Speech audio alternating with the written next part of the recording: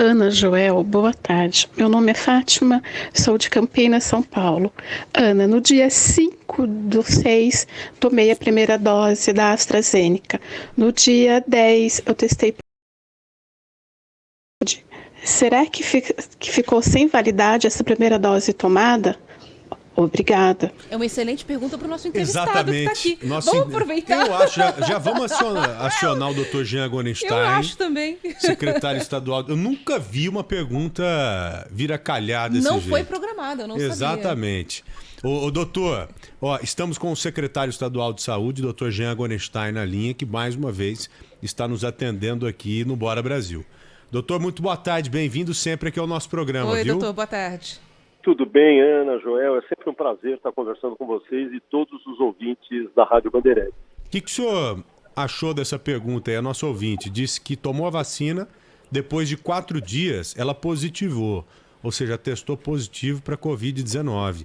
Eu nunca tinha ouvido uma pergunta como essa e fiquei na dúvida. A primeira dose perde ou não?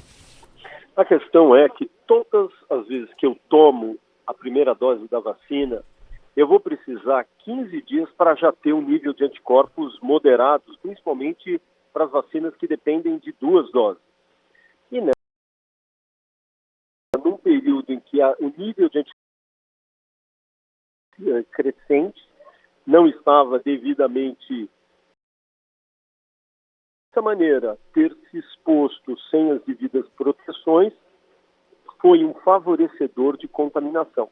Então, não é incomum, isso acontece em todas as vacinas, para outros agentes, vírus ou bactérias, por exemplo, gripe. Para você estar devidamente protegido para a gripe, você precisa uns 15 dias para o nível de anticorpos estar te protegendo. Caso você se exponha antes, você tem o risco, sim, de se infectar, e dessa forma não é que a vacina deixou de ter a sua ação, ela ainda não teve tempo de produzir anticorpos específicos. Mas ela tem que tomar a segunda dose. Ela Sem toma dúvida normalmente alguma. aquela primeira dose que ela tomou, o fato dela ter contraído a doença na sequência, elimina aquela dose? De forma alguma. Obrigatoriamente, para alguém estar devidamente imunizado, é necessário o recebimento da segunda dose. Então tá valendo a primeira dose que ela tomou, mesmo sofrendo com a doença. Sempre tomou, teve, mesmo tendo estado em contato com o vírus, que nós chamamos vírus selvagem, que é esse que está aí na comunidade, é obrigatório, imperioso, se tomar a segunda dose para estar devidamente protegido, devidamente imunizado. Ótimo, excelente. Eu tenho certeza que muito ouvinte que está nos acompanhando está com a mesma dúvida, né? E acabou contraindo a doença aí no meio do caminho, entre as 2 fases de imunização. Já está dada aqui a resposta pelo secretário. E, secretário, logo de cara, já aproveitando, a gente começou com a pergunta de ouvinte, tem uma outra questão também que acabou de chegar aqui para a gente, o senhor certamente já está informado também, sobre o atraso de um dia só, né? Mas mexe com a logística das vacinas da Janssen. Isso vai interferir de alguma maneira no calendário de São Paulo ou não? De forma alguma. Nós, inclusive, quando contabilizamos as doses das vacinas que nós receberíamos, a Janssen não estava sendo inserida nessa programação. Então, de forma alguma, irá impactar no nosso calendário vacinal. Tá, então com essas doses chegando, doutor, o senhor acha que dá para antecipar mais ainda esse calendário?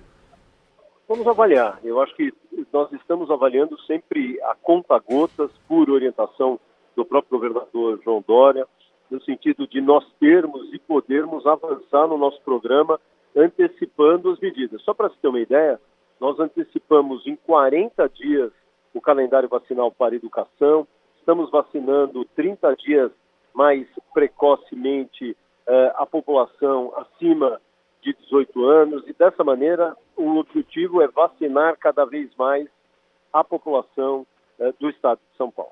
Agora, secretário, havia uma possibilidade da gente ter um novo pico, né? Falava-se num prolongamento da segunda onda ou numa terceira onda aqui no estado de São Paulo, e a gente está vendo que a gente segue em patamares altos de infecção, de ocupação de leitos de UTI, mas está segurando antes de ver esses números dispararem de novo. Esse calendário antecipado deve causar que tipo de efeito? O que vocês estão esperando no governo de São Paulo em relação à contaminação aqui no estado? Na verdade, nós ainda temos um patamar elevado. Nós temos hoje a ocupação dos leitos das unidades de terapia intensiva em todo o estado em 82%. Nós temos na Grande São Paulo, onde o município de São Paulo está inserido, em 79%. E nós já tivemos situações muito piores.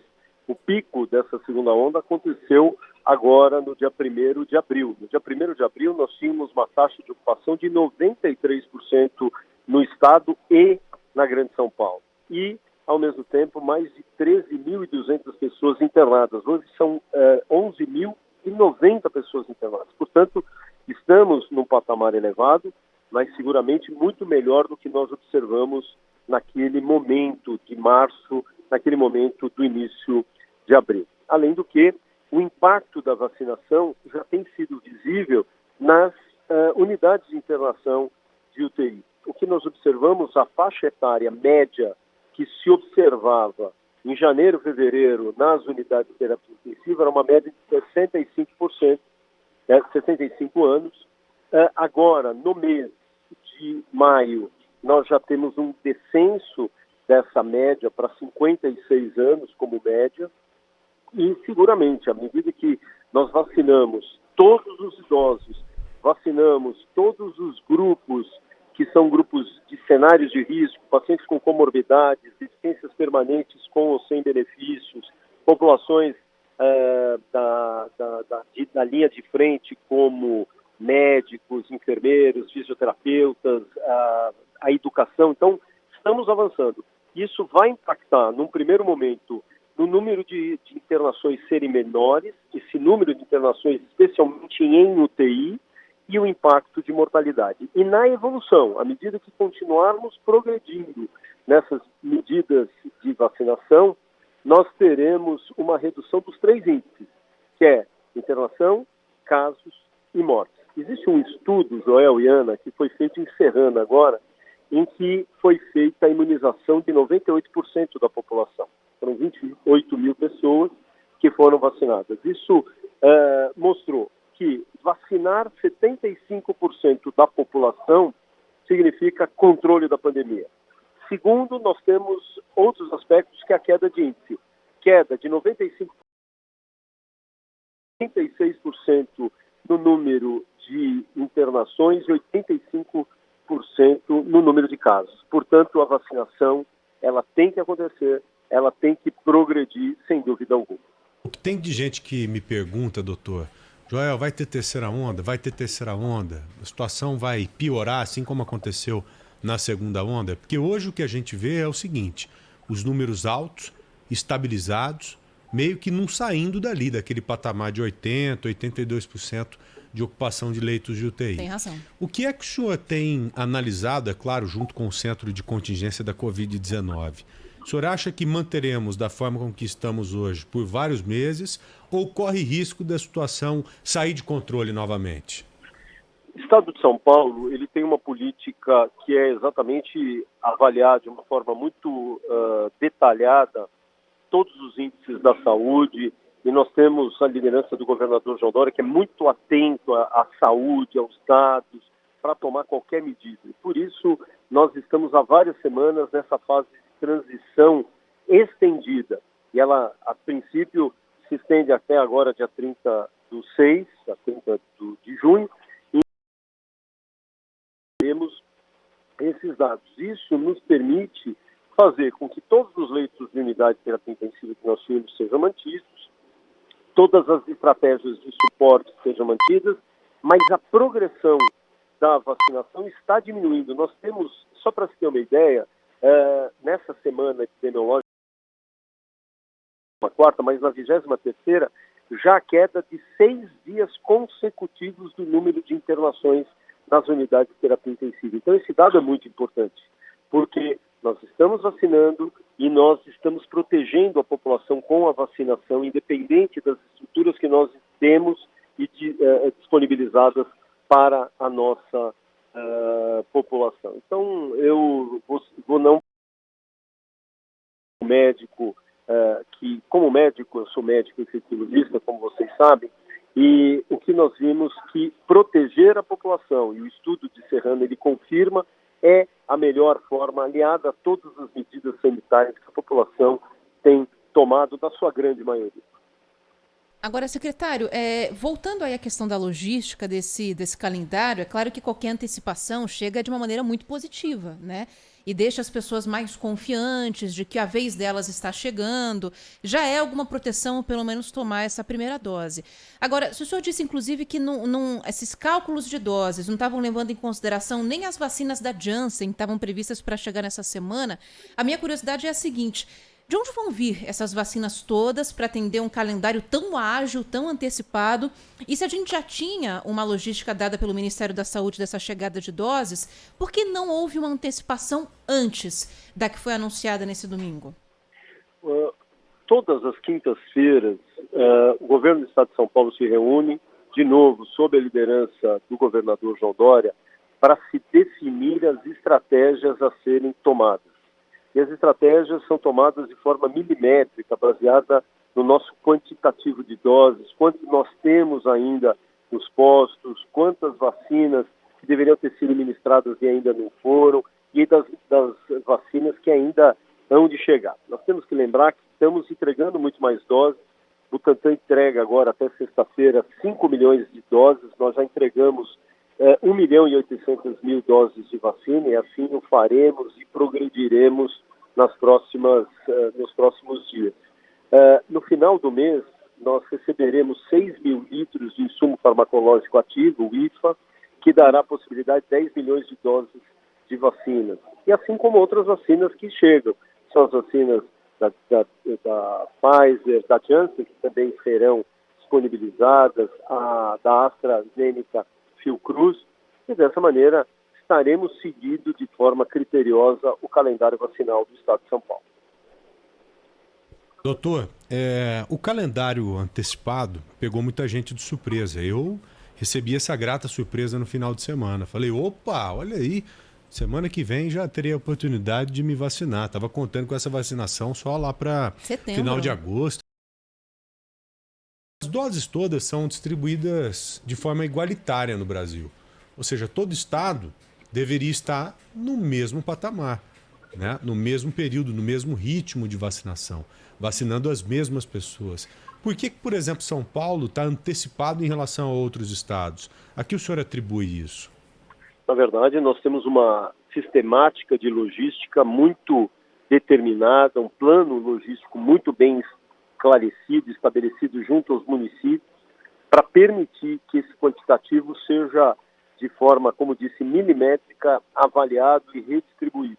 Além dos quantitativos de doses que estamos recebendo também junto ao Ministério e ao próprio Butantan, que faz a sua distribuição com novas doses de vacina que vão garantir que até o final de junho, dia 30 de junho, o Estado de São Paulo seja vacinado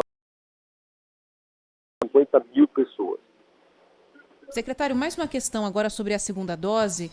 Em algum momento, o governo do estado vai começar a distribuir doses que estão na reserva, já contando com mais doses que estão para chegar, ou essa estratégia não vai ser abandonada? Na verdade, nós precisamos fazer uma reserva daquela segunda dose da Coronavac. Exatamente porque nós temos 28 dias entre uma e outra, e é isso que faz a diferença para nós podermos já disponibilizar para os municípios de forma imediata. As demais doses da Astra, da Pfizer, elas não serão retidas, elas não vinham sendo retidas, alguns municípios assim o faziam, e por isso também tem esse continuidade do processo vacinal. É isso aí. Então, felizmente, esse calendário foi antecipado, que trouxe muita tranquilidade para a gente. Agora é torcer demais de seguir mesmo à risca esse calendário. Isso depende de dose, é claro, depende de entrega. Há alguma possibilidade, secretário, da Butanvac ou a Coronavac, daqui para frente, quando cumprir aquele contrato lá com o governo federal de 100 milhões de doses da Coronavac, há possibilidade tanto da Coronavac como as doses da Butanvac ficarem exclusivamente para São Paulo, né? Isso já foi discutido, será discutido, ou obrigatoriamente São Paulo terá que entregar também ao governo federal? O Estado de São Paulo, especialmente o Instituto Butantan, através da Coronavac, Instituto Butantan, tem um contrato com o Ministério da Saúde de 100 milhões de doses. E é exatamente esses 100 milhões de doses que o governo e o Butantan seguirão e respeitarão. Além disso, é algo que nós temos que colocar para proteger os brasileiros de São Paulo. O Butantan já desde o início fez a sua prerrogativa de se antecipar no fornecimento de doses da vacina para o Brasil. Nós temos que lembrar que quando ninguém falava em vacina, quem trouxe vacina foi um homem chamado João Dória, que esqueça ser presidenciável ou com desejos de... Ele é uma liderança que se preocupou em fazer que se preocupou em fazer aquisição de vacinas, que se preocupou em nos exigir junto ao Ministério, por várias vezes que lá fomos, fale para eles comprarem vacinas. Não precisa ser só vacina do Butantan. Diga a eles que precisa ser comprado vacina. E assim foi feito. E o nosso contrato com o Butantan só foi estabelecido na primeira quinzena de janeiro, a primeira quinzena desse ano. Nós já tínhamos desde outubro 6 milhões de doses da vacina disponíveis que já poderiam ter sido usados. O governo, inclusive, fez uma proposta de fornecer 100 milhões de doses da vacina, da Butanvac, da Coronavac, para o Ministério, e novamente negativas. Então, não tem dúvida que essa preocupação em termos de vacinação, ela é absolutamente fundamental e foi um dos preceitos para controle da pandemia no nosso meio. E isso, como médico, eu já não vou falar nem ação de liderança e responsabilidade de um gestor de nome João Dória. Secretário, saindo um pouquinho da questão da vacinação para um outro assunto, para encerrar da minha parte aqui as minhas perguntas, em relação ao interior do estado de São Paulo, como que vocês estão trabalhando? Porque a gente sabe que algumas regiões estão numa situação mais difícil em relação à ocupação de leitos de UTI. O noroeste do estado, inclusive, está vivendo dias bem complicados em relação a isso. Alguma possibilidade de abertura de leitos, de negociação para novas regras com essas regiões? Como que o governo está trabalhando com isso agora?